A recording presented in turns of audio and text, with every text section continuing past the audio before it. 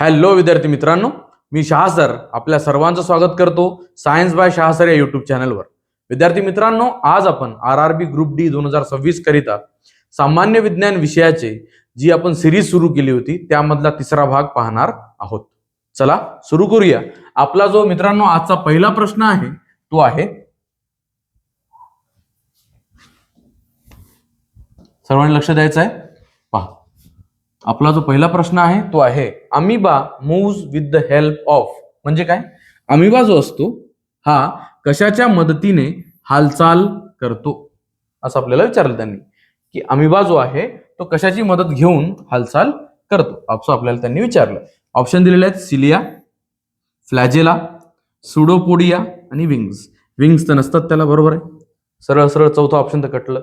आता हे सिलिया, फ्लॅजेला आणि सुडोपोडिया या तिघांचाही जो उपयोग आहे तो मुवमेंटसाठीच होतो, पण अमिबा विचारला आपल्याला, अमिबा हा सुडोपोडियाचा उपयोग करतो मुवमेंटसाठी। सर्वांनी लक्षात ठेवायचं, कशाचा उपयोग करतो? सुडोपोडियाचा। सिलियाचा उपयोग कोण करतं? पॅरामेशियम। हे अगदी महत्वाचं आहे, मी जे सांगत आहे तुम्हाला, पॅरामेशियम। पॅरामेशियम कशाचा उपयोग करतो? सिलियाचा उपयोग करतो। फ्लॅजेला, फ्लॅजेला कशाला असते? स्पर्मला सुद्धा काय असते? फ्लॅजेला असते, स्पर्म। ठीक आहे, स्पर्म, स्पर्मला काय असते? फ्लॅजेला असते। म्हणजे मुवमेंटसाठी स्पर्म कशाचा उपयोग करतो? फ्लॅजेलाचा। सिलियाचा उपयोग कोण करते? पॅरामेशियम मुवमेंटसाठी। आणि सुडोपोडियाचा उपयोग अमिबा करते, कशासाठी? हालचालीसाठी, म्हणजेच मुवमेंटसाठी। कळालं सर्वांना? समोरचा प्रश्न पहा। पुढचा प्रश्न आहे, पुढचा प्रश्न आहे विद्यार्थी मित्रांनो, पहा। Which organ help in detoxification of chemicals in body? म्हणजेच काय?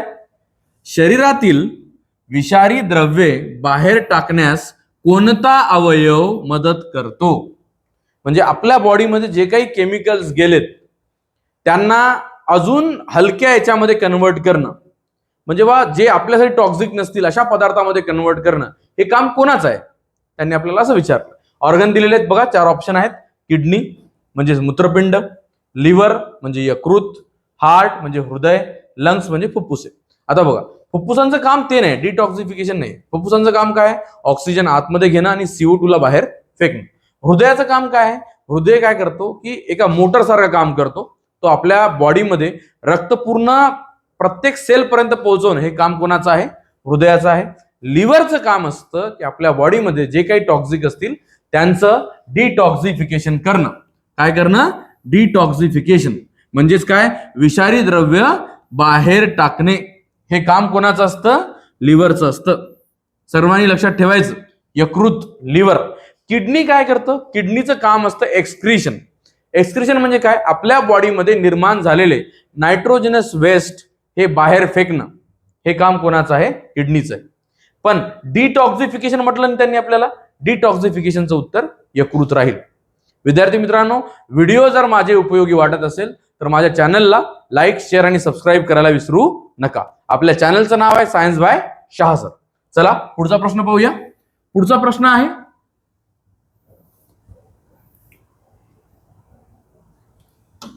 पुढचा प्रश्न आहे, birds belong to which class? Birds ह्या कोणत्या क्लासमध्ये येतात, कोणत्या वर्गात आहेत? कोण? पक्षी। पक्षी हे कशामध्ये येतात? एव्स मध्ये। कशामध्ये येतात? पर्याय क्रमांक 3 ह्या प्रश्नाचं योग्य उत्तर आहे। मग आपण येतो मॅमिलियामध्ये, ह्युमन बीइंग। ह्युमन बीइंग म्हणजे मानव। मानव कशामध्ये येतो? मॅमलियामध्ये येतो। रेप्टाइल्स मध्ये कोण कोण येतात? रेप्टाइल्स मध्ये सर्प येतात, सर्प। अजून पाल, लिझार्ड म्हणतो आपण त्याला, सरडा, हे सगळे कशामध्ये येतात? रेप्टाइल्स मध्ये येतात। एव्स मध्ये सगळे पक्षी येतात। अँफिबिया मध्ये काय येते? अँफिबिया मध्ये फ्रॉग येते, बेडूक। ठीक आहे, बेडूक म्हणजेच काय? फ्रॉग। फ्रॉग कशात येते? अँफिबिया मध्ये। उभयचर, उभयचर म्हणजे जे पाण्यात सुद्धा राहतात आणि जमिनीवर सुद्धा राहतात। कळालं सर्वांना? पुढचा प्रश्न पहा। पुढचा प्रश्न आहे विद्यार्थी मित्रांनो, malaria is cause by, malaria कशामुळे होतो? कोणता बिमारी विचारली त्यांनी आपल्याला? मलेरिया. अगदी महत्वाचा प्रश्न आहे, पहा सर्वांनी लक्ष द्या. ऑप्शन आहेत विषाणू, जीवाणू, परजीवी, बुरशी. तर याचं योग्य उत्तर आहे प्रोटोझोआ. प्रोटोझोआ म्हणजेच काय? परजीवी. आता तुम्ही म्हणसाल काय नाव आहे? आता बघा, मलेरिया हा जो आहे हा प्रोटोझोनमुळे होणारी बिमारी आहे. पण त्या प्रोटोझोनचं नाव काय? कोणी विचारलं तर म्हणायचं प्लाझ्मोडियम. काय नाव आहे? प्लाझ्मोडियम. आता प्लाझ्मोडियमचे वेगवेगळे प्रकार आहेत पहा. एक आहे प्लाझ्मोडियम व्हायवॅक्स, व्हिवॅक्स म्हणतात त्याला. नंतर प्लाझ्मोडियम मलेरी, ठीक आहे, मलेरी म्हणून आहे. आणि प्लाझ्मोडियम फाल्सीपॅरम, फाल्सीपॅरम. याच्यामध्ये सुद्धा काय होतो? हे सगळे प्रजाती आहेत प्लाझ्मोडियमच्या. आहे कोण? प्लाझ्मोडियम हा एक प्रोटोझोन आहे. त्याचे वेगवेगळे प्रकार आहेत, प्लाझ्मोडियम व्हायवॅक्स, मलेरिया, फाल्सीपॅरम. पण जर का प्लाझ्मोडियम फाल्सीपॅरमनी जर का मलेरिया झाला तर तो अतिशय घातक असतो. आपल्या इंडियामध्ये जो मलेरिया होतो तो प्लाझ्मोडियम व्हायवॅक्समुळे होतो. कळालं? आणि प्लाझ्मोडियम, आता बघा महत्वाचा प्रश्न आहे की हा प्लाझ्मोडियम आपल्या बॉडीमध्ये जातो कसा? महत्वाचं म्हणजे हा जो प्लाझ्मोडियम आहे तो आपल्या बॉडीमध्ये टाकते कोण? Female anopheles mosquito. Female anopheles mosquito म्हणजे फिमेल अॅनाफिलस मॉस्किटो जेव्हा आपल्याला चावेल तेव्हा तो आपल्या बॉडीमध्ये प्लाझ्मोडियम व्हायवॅक्स टाकतो. तो आपल्या रक्तामध्ये गेल्यानंतर आपल्याला मलेरिया नावाची बिमारी होते. म्हणजे अॅनाफिलस मॉस्किटो जो आहे तो पण कोणता? फिमेल अॅनाफिलस मॉस्किटो काय आहे तर म्हणायचं वेक्टर आहे. कोणाचा वेक्टर आहे? मलेरिया या बिमारीचा वेक्टर कोण आहे? Female anopheles mosquito. कळालं सर्वांना? मलेरिया ही बिमारी विषाणू आणि जीवाणूमुळे होत नाही. सगळ्यात मोठा गैरसमज आहे जास्तीत जास्त लोकांचा, तो व्हायरसमुळे होत नाही आणि बॅक्टेरियामुळे होत नाही. म्हणून कधीही अँटीबायोटिक खायचे नाहीत. काय झाल्यावर? मलेरिया झाल्यावर. अँटीबायोटिक हे कशासाठी उपयोगी पडतात? अँटीबायोटिक जर का बॅक्टेरियामुळे होणाऱ्या बिमाऱ्या असतील त्या दूर करायच्या असेल तर उपयोगी पडतात. पण इथं बिमारी कशामुळे होत आहे? प्रोटोझोनमुळे. म्हणून अँटीबायोटिक वापरायची नाही. कळालं? यासाठी एक वेगळ्या प्रकारची गोळी येते ती वापरायची. चला ठीक आहे, पुढचा प्रश्न.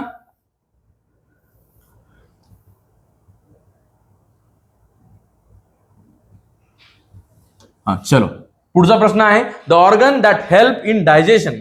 आता बघा, असा कोणता ऑर्गन आहे जो डायजेशन मध्ये हेल्प करतो अँड प्रोड्यूस इन्सुलिन, आणि इन्सुलिन सुद्धा निर्माण करतो. प्रश्न पहा त्यांनी काय सांगितला? पचनास मदत करणारा आणि इन्सुलिन तयार करणारा कोणता याच्यापैकी अवयव आहे? पहिला ऑप्शन दिलं लिव्हर म्हणजे यकृत, पॅनक्रियाज अग्नाशय, स्टमक म्हणजे आमाशय, आणि इंटेस्टाईन म्हणजे आतडे. हे आपल्याला 4 ऑप्शन त्यांनी दिले. महत्वाचं म्हणजे काय? हे बघा, त्यांनी काय म्हटलं? एक तर डायजेशन मध्ये हेल्प करतो म्हणजे पचनामध्ये मदत करते. पचनामध्ये मदत करणं तर लिव्हरचंही काम आहे, स्टमकचंही आहे, इंटेस्टाईनचंही आहे आणि पॅनक्रियाजचंही आहे. पहिल्या प्रश्नाचं तर 4ही उत्तर येतं. पण दुसरा प्रश्न त्यांनी काय विचारला? And produce what? Insulin. Insulin यकृत निर्माण करत नाही, स्टमक निर्माण करत नाही आणि इंटेस्टाईन सुद्धा निर्माण करत नाही. मग कोण निर्माण करते? पॅनक्रियाज निर्माण करते. पॅनक्रियाजचं काम आहे काय निर्माण करणं? इन्सुलिन. पॅनक्रियाज मध्ये एका विशिष्ट प्रकारच्या सेल राहतात, त्यांना आपण म्हणतो बीटा सेल. कोणत्या सेल? Beta cell. आणि ह्या बीटा सेलच काय सिक्रेट करतात? इन्सुलिन नावाचा हार्मोन. इन्सुलिन. कोणी विचारलं इन्सुलिन काय आहे तर म्हणायचं इन्सुलिन हा एक हार्मोन आहे. ठीक आहे, हा अतिशय कमी प्रमाणात रक्तामध्येच पडतो.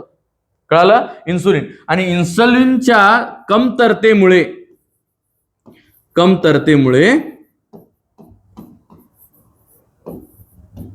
कोणी विचारलं की इन्सुलिनची जर का कमतरता झाली तर त्याच्यामुळे कोणती बिमारी होते? कमतरतेमुळे डायबिटीज होतो. डायबिटीजलाच आपण मराठीमध्ये म्हणतो मधुमेह.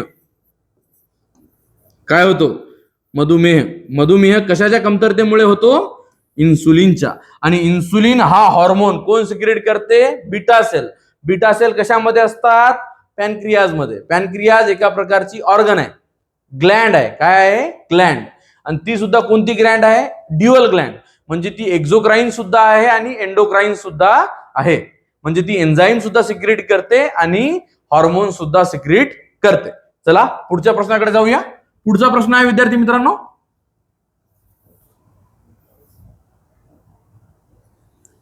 पुढचा प्रश्न आहे the red colour of blood is due to, म्हणजे रक्ताचा लाल रंग या कारणामुळे असतो. कशामुळे असतो? सगळ्यांना माहित असलं पाहिजे. प्लाझ्माला स्वतःच कलर नसतो. ठीक आहे, हाच रक्तहीन असतो, म्हणजे कसा कलर नसतो त्याला. कोणाला? प्लाझ्माला. हिमोग्लोबिन. येस, रक्ताला जो कलर असतो तो कोणामुळे असतो? हिमोग्लोबिनमुळे असतो. हिमोग्लोबिन. प्लॅटलेट्स हे काय आहेत? एक आपल्या ब्लड सेलचा एक प्रकार आहे. डब्ल्यूबीसी काय आहे? ब्लड सेलचा एक प्रकार आहे.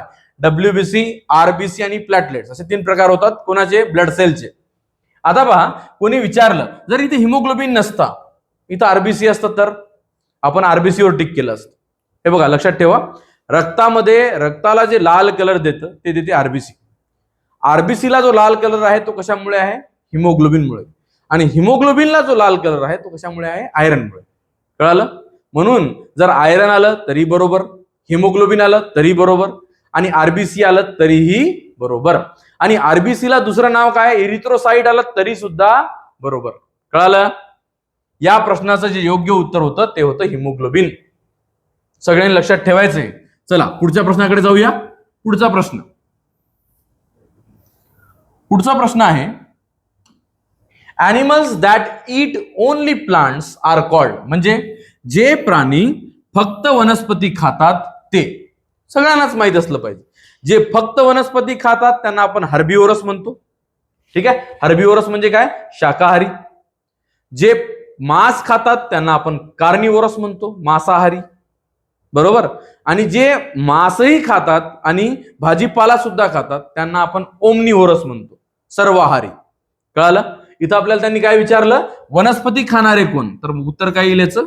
हर्बिवोरस, शाकाहारी. कळालं? परजीवी वेगळे. परजीवी म्हणजे लोकांवर डिपेंड राहणारे. कळालं? जसं की बकरी असते, बकरीच्या पोटामध्ये एक पॅरासाइट असतो, तो त्याच्या पोटामध्ये जगतो. ठीक आहे, मग तो काय आहे? एका पॅरासाइट, म्हणजे त्याचं सगळं आयुष्य त्याच्या पोटातच जाणार आहे. 2 प्रकारचे पॅरासाइट असतात. एक वर असणारे, बॉडीच्या वर असणारे एक्टो पॅरासाइट, बॉडीच्या आतमध्ये असणारे एंडो पॅरासाइट. बॉडीच्या वर असणाऱ्या पॅरासाइट मध्ये गोचिड येतं. तुम्ही पाहिलं असेल, गायी बैलांच्या अंगावर ते गोचिड चिपकलेले असतात, रक्त ओढतात. ठीक आहे, ते काय आहे? एका प्रकारचं एक्टो पॅरासाइट आहे. चला, तर या प्रश्नाचं योग्य उत्तर होतं पर्याय क्रमांक सी, हर्बिवोरस. पुढच्या प्रश्नाकडे जाऊया. पुढचा प्रश्न आहे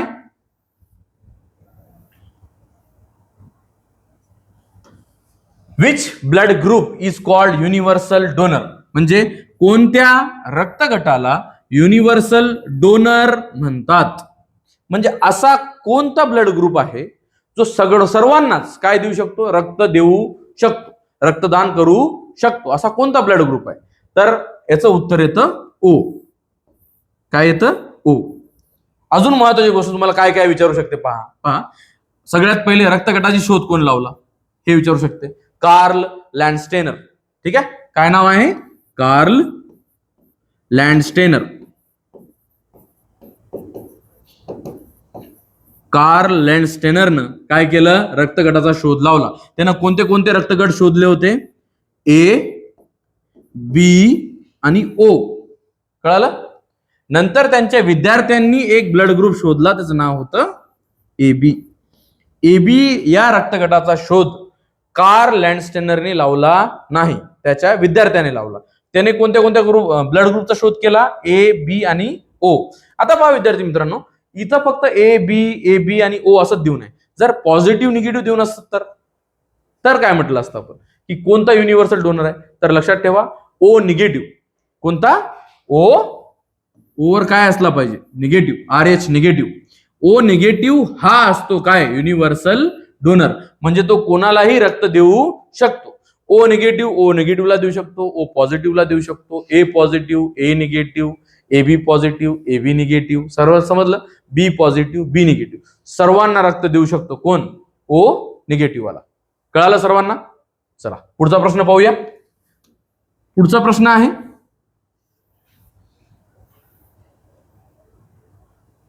चलो पुढचा प्रश्न, the movement of food in elementary canal is called, म्हणजे काय? अन्ननलिकेतील अन्नाची हालचाल म्हणजे काय? अन्ननलिकेत, आता तुम्हाला माहित आहे, तुम्हाला मार्ग सुद्धा माहित पाहिजे, मी तोंडी सांगतो पहा. सगळ्यात पहिले अन्न हे आपल्या तोंडामध्ये जाणार, बरोबर? दात त्याला चावणार, त्याच्यामध्ये सलायवा मिक्स होणार, लाळ, बरोबर आहे. त्यानंतर तो जाईल कशामध्ये? फॅरिंग्स मध्ये. कशामध्ये जाईल? फॅरिंग्स. माउथ मधून फॅरिंग्स. फॅरिंग्स नंतर खाली कशामध्ये जाईल तो? बोला. फॅरिंग्स नंतर काय येईल? इसोफेगस. इसोफेगस नंतर तो कशात जाईल? स्टमक मध्ये. स्टमक नंतर तो जाईल स्मॉल इंटेस्टाईन मध्ये. स्मॉल इंटेस्टाईन मधून तो जाईल लार्ज इंटेस्टाईन मध्ये आणि नंतर ऍनसच्या द्वारे तो बाहेर जाईल, बरोबर? आता तुम्ही म्हणसाल मग खाल्लेलं बाहेरच चाललं सरळ सरळ, मग काय?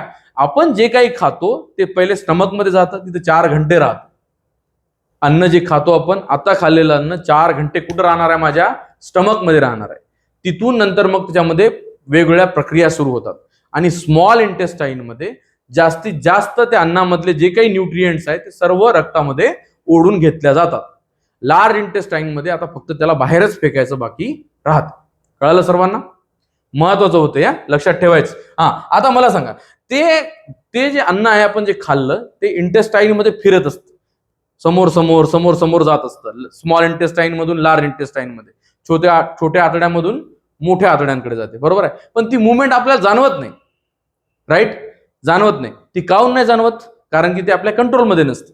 कळालं? इनव्हॉलंटरी मुवमेंट आहे ती. आणि इनव्हॉलंटरी मुवमेंट कोणती आहे? पेरिस्टाल्सिस. त्याला काय म्हणतो आपण?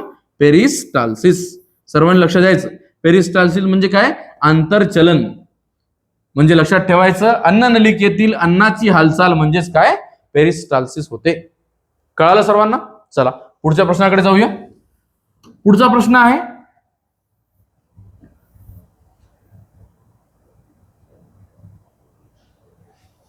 चलो पुढचा प्रश्न आहे, विद्यार्थी मित्रांनो परत सांगतोय तुम्हाला, जर हा व्हिडिओ तुम्हाला उपयोगी वाटत असेल, आवडला असेल, तर व्हिडिओला शेअर, लाईक करायला विसरू नका आणि चॅनलला सबस्क्राईब सुद्धा करा. कळालं? चला समोर. Which part of the brain control balance of the body, म्हणजे काय? मेंदूचा कोणता भाग शरीराचा तोल नियंत्रित करतो? अतिशय महत्वाचा प्रश्न आहे. काय म्हटलं त्यांनी? तोल कोण सांभाळतो? आपण आपला तोल, आपण पहा, चालतो व्यवस्थित चालतो, धावताना सुद्धा व्यवस्थित धावतो. आपण पडतो का उभं राहिल्यावर? नाही. का? कारण की आपल्या मेंदूमध्ये एक पार्ट असतो, त्याला आपण सेरेबेलम म्हणतो. काय म्हणतो? सेरेबेलम. अनुमस्तिष्क. ठीक आहे. सेरेबेलम हे जे आहे, it is a centre of balance, body posture. आपण जे व्यवस्थित उभे राहू शकतो, चालू शकतो, हे कशामुळे? सेरेबेलम मुळे. आता सेरेब्रमचं काम काय? सेरेब्रम म्हणजे काय? मोठा मेंदू. ठीक आहे. सेरेब्रम काय? सेरेब्रमचं काम आहे तुमच्या बॉडीवर पेन, प्रेशर, इंटेलिजन्स, मी जे बोलू शकत आहे ते सुद्धा कोणामुळं? सेरेब्रममुळं. ठीक आहे. मला जाणवते की ऊन आहे, मला सावलीत थांबावं लागेल, हे कोणामुळं? सेरेब्रममुळं. माझ्या अंगावर कोणी बसलंय का? पेन होत आहे मला, ते कोणामुळे जाणवेल मला? सेरेब्रममुळं. कळालं? त्यानंतर मेडुला. मेडुला हा हाइंड ब्रेनचा एक पार्ट आहे आणि मेडुलामध्ये खूप सारे सेंटर राहतात. मेडुलामध्ये रेस्पिरेशनचं सेंटर राहते, श्वास घेणं आणि श्वास सोडणं याचं सेंटर कुठं राहतं? मेडुलामध्ये. म्हणून तुम्ही पाहिलं असेल बघा, कधी कुठे अपघात झाला, एखाद्या व्यक्ती त्या गाडीवरून पडला खाली, त्याच्या डोक्याला मार लागला, कुठेच मार नाही बाकी बॉडीवर, पण डोक्याला मार लागल्यानंतर नाकातून रक्त आलं आणि तो मेला. तर अशा वेळेस काय होते माहितीये का? जास्तीत जास्त जो मार लागतो तो कुठं लागतो? मेडुलाला. मेडुला हा आपल्या डोक्याच्या थोडा इथं खाली राहतो, म्हणजे डोक्यामध्येच राहतो, ठीक आहे, पण थोडासा खाली येतो. तिथं मार लागण्याचे चान्सेस जास्त असतात. त्याला डॅमेज गेला म्हणजे काय झालं? तुमचं श्वासोश्वास घेणं काय झालं? बंद झालं. श्वास घेणं बंद झालं म्हणजे हृदय थांबलं, संपला कार्यक्रम. समजलं? चला पुढचं. म्हणून या प्रश्नाचं जे योग्य उत्तर होतं ते काय होतं? सेरेबेलम. पुढचा प्रश्न पहा. पुढचा प्रश्न आहे विद्यार्थी मित्रांनो, चलो, which vitamin is produce in our skin in sunlight, म्हणजे काय? सूर्यप्रकाशात आपल्या त्वचेत कोणते जीवनसत्व तयार होते? सर्वांनाच माहित असलं पाहिजे याचं उत्तर. याचं उत्तर आहे vitamin D. Vitamin D. Vitamin डीचं नाव काय? कॅल्सिफेरॉल. विटॅमिन सी, बोला, विटॅमिन सी कसा आहे? विटॅमिन सीच्या कमतरतेमुळे कोणती बिमारी होते? स्कर्वी. व्हिटॅमिन बी च्या कमतरतेमुळे बेरीबेरी, व्हिटॅमिन ए च्या कमतरतेमुळे रातांधळेपणा, नाईट ब्लाइंडनेस. कळालं? सर्वांनी लक्षात ठेवायचं आहे. व्हिटॅमिन ए, बी, सी आणि डी. अजून व्हिटॅमिन बद्दल महत्वाची म्हणजे ए, डी, ई आणि के हे जे असतात हे वेगळे आणि व्हिटॅमिन बी आणि सी हे वेगळे. हे जे आहेत हे मिसळतात कशात? They are fat soluble. Fat soluble म्हणजे मेदात विरघळणारे. मेद. ठीक आहे. मेदात विरघळणारे व्हिटॅमिन कोणकोणते? ए, डी, ई, के. किडा म्हणून लक्षात ठेवायचं. किडा. ठीक आहे. किडा म्हणा किंवा डेका म्हणा. डेका. ठीक आहे. हे आहे शॉर्ट ट्रिक आहे. मग काय उरलं कोण? बी आणि सी. हे बीसी जे आहेत हे वॉटर सोल्युबल आहेत. कशा आहेत? वॉटर सोल्युबल म्हणजे पाण्यामध्ये विरघळणारे आहेत. कोणते कोणते व्हिटॅमिन? व्हिटॅमिन बी आणि C. Vitamin A, D, E, K हे कसे आहेत? मेदात विरघळणारे आहेत. म्हणजे टोटल व्हिटॅमिन किती आहेत? हे 4 आणि ते 2 6. आणि या बी चे नंतर मग किती प्रकार होतात? 7 प्रकार होतात. 9 प्रकार. कळालं सर्वांना? असं हे महत्वाचं पार्ट होता. चला पुढच्या प्रश्नाकडे जाऊया. या प्रश्नाचं योग्य उत्तर कळालं सर्वांना? व्हिटॅमिन डी, पर्याय क्रमांक 4. पुढच्या प्रश्नाकडे चला. पुढचा प्रश्न आहे animals that give birth to young ones are called. म्हणजे काय? पिल्लांना जन्म देणारे प्राणी त्यांना काय म्हणतो आपण? त्याला म्हणतो जरायुज. जरायुज म्हणजे काय? व्हिव्हिपेरस. आणि अंडे देणाऱ्यांना काय म्हणतो आपण? ओव्हिपेरस. त्यांना आपण अंडज म्हणतो. कळालं? हे अँफिबियन्स नाही म्हणत. अँफिबियन्स म्हणजे जमिनीवर आणि पाण्यात राहणारे. ठीक आहे. रेप्टाइल्स म्हणजे सरपटणारे. सगळ्यांनी लक्षात ठेवायचं. म्हणजे जे प्राणी कशाला जातात? पिल्लांना जन्म देतात त्यांना आपण व्हिव्हिपेरस असं म्हणतो. आणि अंडे देणारे कोण असतील? ओव्हिपेरस. कळालं सर्वांना? चला पुढचा प्रश्न पाहूया. चलो विद्यार्थी मित्रांनो, इथे आपले प्रश्न संपलेले आहेत. विद्यार्थी मित्रांनो, हा जर लेक्चर हे सेशन तुम्हाला आवडलं असेल, उपयोगी वाटलं असेल तर सेशनला लाईक, शेअर आणि सबस्क्राईब करा. धन्यवाद.